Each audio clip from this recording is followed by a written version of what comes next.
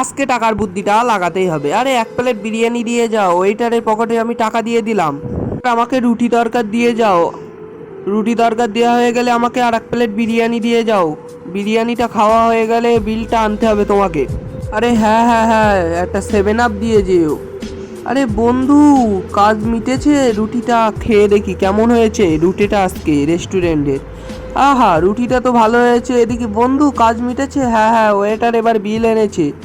দেখুন ওয়েটার বিল আনার পরে কি হলো ওয়েটারের সাথে। আপনি যদি মাকে ভালোবাসেন একটা লাইক সাবস্ক্রাইব করতে হবে। আরে 1900 টাকা বিল হয়েছে। আরে আমার পকেটে টাকা কই? টাকা কি চুরি হয়ে গেল? আরে আমার পকেট ছিঁড়ে নিয়েছে।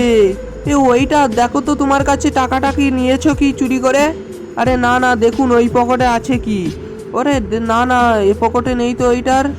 আরে ওইটা এবার খাওয়া হয়ে গেল, ওইটার কাছে গিয়ে বলছে আমার খাবারটা কই। আরে এই টাকা কই? আমার 60,000 টাকা ছিল পকেটে। কিভাবে বিল মিটাবো? আরে ভাই, কি হয়েছে তোমাকে? টাকা তুমি হারিয়ে ফেলেছো? আরে দেখো তো ওইটারের পকেটে আছে কি। দাঁড়াও দাঁড়াও দেখছি। আরে দুই বন্ধু যুক্তি করে এটা করেছিল, দাঁড়াও ওই ওয়েটারের পকেটে পাওয়া যায় কিনা।